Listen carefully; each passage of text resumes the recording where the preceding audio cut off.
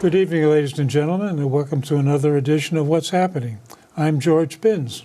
And I'm Gail Burke, and we're here to welcome Julie Curtis. She's a candidate for the Democrat State Committee. Is that Yes, right? yes it is. Thank you. I'm glad I got that right. So Julie, tell us a little bit about yourself and the office that you're running for. Okay. My name is Julie Curtis. I've lived in Danvers all of my life. I've been a member of the Danvers Democratic Committee since 2001. I've been their recording secretary since 2001. I am also an elected official on the Danvers Library Trustees, and I'm their recording secretary also. I live on Route 35 with my sister and my sister's son, and I've worked at Salem State College, now university, since 1978, and I've been the athletic secretary since about 1981, 82. And I'm also the ASME union representative, one of two on campus, and we represent 275 support staff, which is the secretaries, the bookkeepers, the custodians, the campus police, the shipping and receiving. What made you decide to run for this office? It's a vacant position. Mm-hmm. The woman who decided not to run again is Lynn Barrett, and I've wanted to run for a long time, and it's just the first time that it became vacant. And I know that I can do this. You know, I've looked at the duties. I've in fact done 99% of the duties in between the union, between my duties as secretary to the Danvers Democratic Committee, between my activism in the politics. I've been active in the 5 cities and towns of the senatorial district. It's in alphabetical order: Beverly, Danvers, Peabody, Salem, Topsfield, and I've in fact, had political experience in all 5 of those communities. And it became vacant, and it's a perfect opportunity. Right. And so I've decided to run for it. And I have been door knocking to me is very important. And Senator Lovely said to me that if you want it, you need to go out door knocking. And I've in fact been door knocking since last August. And I have connected with over 3,000 people. Good for you. Between door knocking, between telephone calls, between mailings. And I am now in Salem, and I want to end in my home community, Danvers. Well, I think to fill in some of the background that a lot of people like me really don't understand what this position is. And as you were explaining to us before the show, there's really 2 positions for this senatorial district, Senator Lovely's district, 1 male, 1 female. Both of them are, when you're all finished, there's going to be 1 male representative, 1 female, right? No, sir. It'll be there. You have to run either through the caucuses. Yeah, the 4-year term that you compete for by ballot. Yes. There's 1 male, 1 female. Yes. Then in the caucuses, There's another male and another female. pair of male, Yes. female that get picked by the caucus. Yes, sir. Okay. Now, is that the 2-year term for the caucus? No, it's It's 4 years. It used to be. Okay. Years ago, it was 2 years, but it's now 4. So all are 4 years. Okay. So you're running for a 4-year term. Yes. Okay. And once you get this term, what are you going to do different? I hope to retire from Salem State. Well, I maybe shouldn't be saying that because I haven't announced it, but what I really want to do is one of the things that they ask you to do is provide training, information, services to the town, ward, and city committees. I want to get the city and town committees more active. I would like to see them grow. I would like to see them attract new people. But you have 3 particular issues that you're mostly concerned with, as Yes. I understand it. Yes, Gender equality, the environment, and politics. Yes, That was on one of your cards. yes. What do you intend to do with gender equality? We need to educate people. We Okay. need to educate we need to educate Democrats, but we need to educate the communities, the government, the schools, the workplaces. And so I would like to, as far as that, I would like to, have people go around and speak to the different organizations. So you think that there is no gender equality? Is that the idea? No gender equality? Yeah. So are you saying that you think that there is gender inequality? Absolutely. Yeah. In what environment are you talking about? I mean, the Well, as far as the workplace, or- state committee or? No, as far as the workplace. Oh, or- absolutely, workplace. There's no doubt I know people. I'm a perfect example. That, but absolutely in the workplace. You mean But as far as salaries go? Yes. Or, yes, okay, because I pulled up some information on that, and from the different information that I pulled out was that the workplace salaries between men and women, there's really not that much of a difference. For the Depend- same job, for the same hours. And the reason that they give is that many women choose a lower paying jobs. It depends on what kind of jobs that they choose as far as the salaries go. do you honestly think that a woman deliberately chooses a lower paid job? Well, it depends on what field they're in. I mean, there are some fields that pay more than others. Well, I think what Gail is pointing out is there's a lot of rationalization to explain the differences that you can see by just counting salaries. That's one of them. The other one that keeps getting thrown out is, well, women take time off to have families, so they're not continuously in the workforce. So there's all these explanations, excuses, whatever you want to call them. I call them excuses, to be honest with you. So the question I think we have for you is, okay, we know these excuses are out there. How can you overcome that? How can you, Educate people.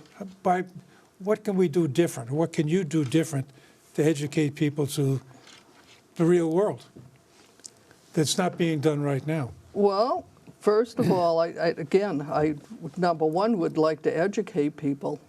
I'd like to educate people that honestly think that a woman would choose to take a lower paying job.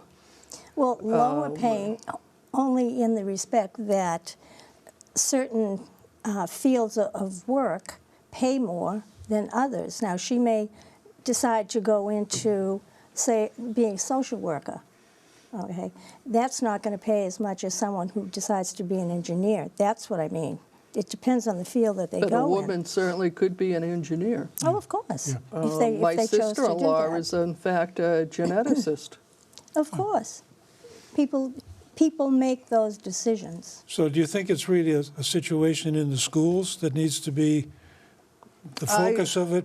Because to get to the point where the young ladies would aspire to be, like you say, a geneticist, an engineer, a physicist, or one of these economic quants that manipulates the market. And historically, the image, as Gail, I think, is pointing out, is that, well, if you're going to go to college and you're female, you either go to be a teacher or a nurse. Which is sad. That Understand, used to but- be the way. Oh, I'm sorry. I think it's still the way, to be honest. Really? Oh, absolutely.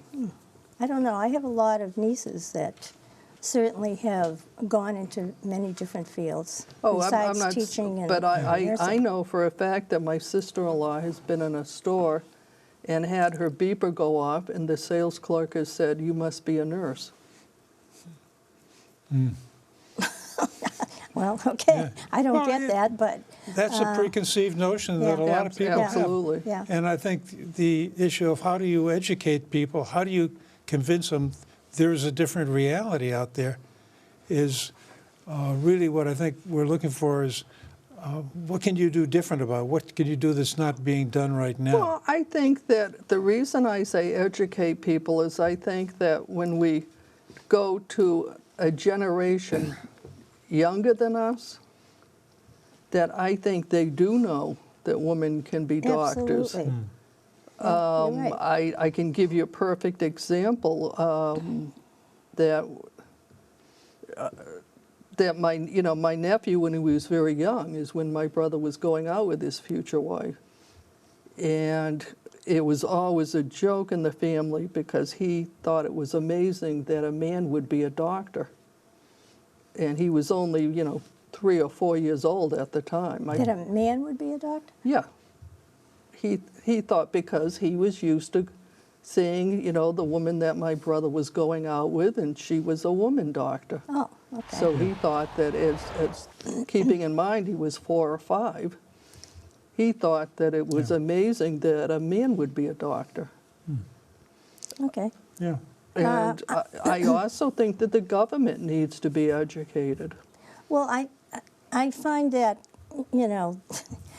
I have to respectfully disagree with you, because if you look around, say for instance, the field of television and all the announcers, reporters, you see women all over the place. I mean, with these very visible, high-paying jobs. That's just one particular field. But I think that, I applaud you for wanting to educate people, and that's fine. But I think, if you come from a place of you can do anything to women. And we can do anything. We can. You're absolutely we right. got a good But chance you- of being the president of but the you- United States. But you have to also understand that some people may not want to do that. Some women may not want to do that. They may want to stay, they want to have a job and then be home and have their families. There's nothing, actually, in this day and age, you're apt to find men that stay home. You're absolutely right. Yeah. Yeah. So, the other, one of the other issues that you want to get into is the environment. Yes. And what do you want to do with the environment? We were talking before the show about the Kinder Morgan pipeline. Right. Okay, that they have me very concerned. They're in fact, coming into Peabody. Now it turns out to be that they're coming into Danvers, and they haven't even told anybody this. Well, it's been in the paper. It's been in the paper because we're making an issue out of it. I see. 6 months ago it wasn't in the paper. There are enough of us that are making an issue. That's why it's in the paper now. I see. Okay, that's The good. Attorney General, Maura Healey, has in fact said that we don't even need it. I'm not that well versed on it. You're probably Well, that's where we get into a lot of knowledgeable about it. really different opinions. As we were talking earlier, we're now in the process of putting a gas-fired power plant in Salem. We sure are. And to get the gas to that plant, they've had to run pipes all over the place. And every time you try to go through somebody's backyard, there's a lot of hue and cry about you tearing up something or other. And yet at the same time, people are getting very concerned about coal-fired plants. We've got to get rid of all of them, and we've got to replace them with gas-fired. And the nuclear plants are running out of their life expectancy. Nobody wants to refurbish them. And we're left with, well, it's going to have to be gas-fired plants. And as we put more and more gas-fired plants online, we're going to run out of gas. And one of the frustrating things, I think, for a lot of people is there are several container ships, LNG tankers, that come into Boston every year. You know, I know that because my brother and sister-in-law live in Charlestown, Yeah. and they watch them coming in. Yes, so that gets to be an issue that we're importing gas from Trinidad, the Caribbean, that's where it comes from. And there is a security concern with bringing in that much gas and kind of thing. And there was a show on TV a while back that caught my eye. They were talking about bringing in the gas LNG tanker. And they said, well, we back it in. Why do you want to back it in? Well, because we have to get out of here in a hurry. Oh, That doesn't make you a little nervous? yeah, that makes me very Want to nervous. get out of here in a hurry? Because some people recognize that as a serious potential problem. But what do you do as an alternative? Well, is the question. natural gas that we're trying to get in here comes out of Pennsylvania, and right now they're shipping it down to Louisiana. And to bring gas in, you look at the pipeline, it goes up through Vermont, across over and down the coast.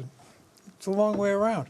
And there's a lot of people who would like to have natural gas. So I have a problem with people saying, well, we don't need it. If we don't need it, we don't expand. And this is one of the things that's happened in the Pennsylvania area, where they've got the fracking going and they got the natural gas. All of a sudden, a lot of businesses get developed in the area because you have cheap power. Okay, I think the concern about Kinder Morgan is, as I was telling you earlier, there's a question on whether or not it's even going to stay here. And that's one of our concerns, is that they're not giving straight answers. What do you mean they may not stay? That the gas that they're going to be pumping is not going to stay in this area. Well, they will tap the line to feed whatever they need in this area, and they will keep pushing it on to somebody else who also needs it. The gas we get comes through New York, comes out of Pennsylvania, comes through New York, it goes right on through, but they tap the line in New York and Pennsylvania to take gas off of this line.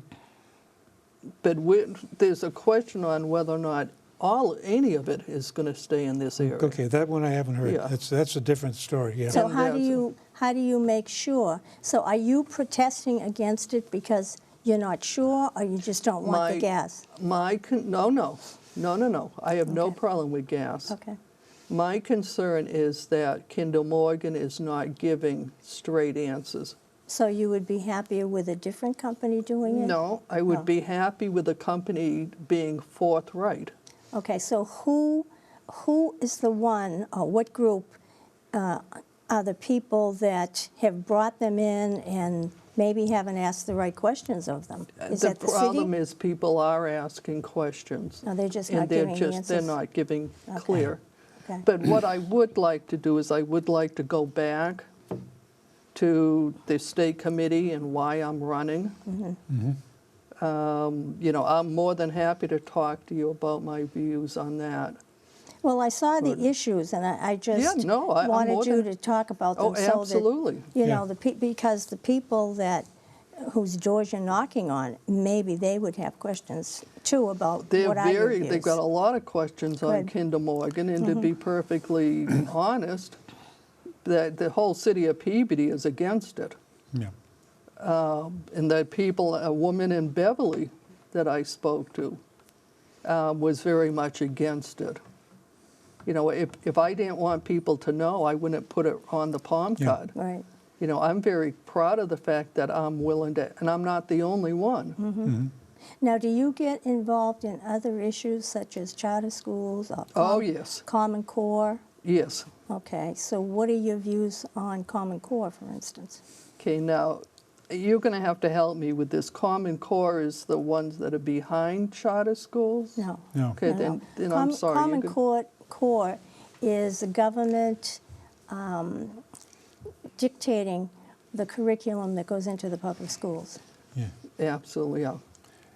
But charter schools, the problem that I have with charter schools, and a matter of fact, the Boston Globe, and I brought it in, the Boston Globe yesterday had a big headline in their Metro section. I don't know if you saw it. No. Charter school advocates launch $18 million campaign to lift the cap on charter schools. Okay. I have a huge problem with corporations that are willing to spend $18 million to lift a cap in charter schools. Well, the corporations are the ones that are pushing for Common Core in the public schools, spending billions. Well, To get that through. my issue is that a corporation, they're making profits. Right. They're not spending $18 million to get a legislature to raise the cap unless they think they're going to get a profit out of it. Yeah. Well, I don't know about that. I mean, Well, I maybe mean, they will, no, maybe they basically, won't. that's the way the capitalist system works. Absolutely. Yeah. The I- argument that the corporations make is, we can't get enough educated, trained people to fill the jobs that we want to fill. So as a result, they're trying to upgrade the quality of education. Whether you believe Common Core is the right way to do it or not, Bill Gates does, but that's a different story. But the charter schools are an alternative for parents who disagree Oh, with what's ab- going on in the public schools. Absolutely. So that's why they want to raise the But- cap on it. But my concern is that corporations are pumping $18 million. If a corporation, and again, a corporation doesn't do something unless they think they're going to get a profit. Well, like George says, if they are not getting the quality of people to work in their companies and they see that the charter schools are doing a better job, then that could very well be the reason that they're pumping money into it. They want to have more But- charter schools. But you know, I would rather see a corporation take money and improve a school. That's a good example of that is IBM. They've created essentially a 6-year high school where the first 4 years are a normal high school. The next 2 years are sort of equivalent to a junior college. And anybody that completes the program is guaranteed a job interview with IBM for a reasonably good paying job. So that is one example where a corporation has looked at a problem, recognized a shortfall in terms of what they can get for potential workers, and has taken a different approach to it. Whether that's the right one or not, who knows? But there are several of those schools around the country that they've financed, and as I mentioned, the big hooker is you finish the program, you get a shot at a good job. So there are ways to do it, and I think... Oh, absolutely. And But this don't gets you- me to, I think, a much more fundamental question. One of the papers that I picked up in preparation for this thing was sort of titled "A Primer on Massachusetts Democratic Party." And they mentioned in there that the Democratic Party in Massachusetts is mostly liberal Democrats as opposed to progressive Democrats. You ever heard that story? Well, I hear a lot of stories from media Okay. about Democrats. Well, this is something supposedly the Democratic State Committee put out.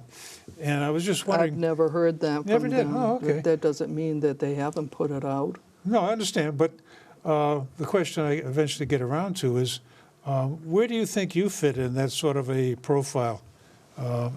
Liberal or progressive? Progressive. You're one of the... Okay.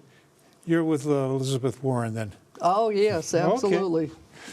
You absolutely. Yeah. What do you think of her chances to be president?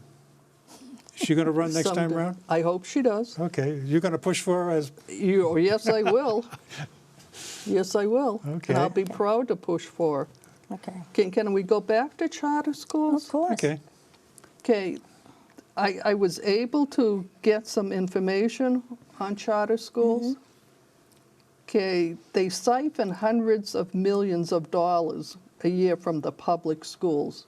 Now, where did you get your information? I got it from a group.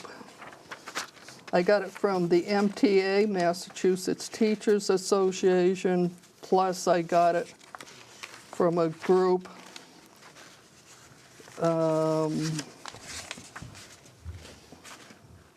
Massachusetts Education Justice Alliance. Okay, so you understand that those are liberal groups where you're getting your information. It's a biased I don't think it's biased. I think they're getting this from they're not coming up with numbers. Well, No, the it's- Mass Teachers Association, excuse me, has been fighting charter schools Yes, yes, almost they from have the been. inception. Yes, they have been. And, you know, you say they're siphoning Well, I money think the off. other- Well, can Yeah, I give you an example? Sure. Okay, Beverly, $94,680 For, that's coming out of the school budget.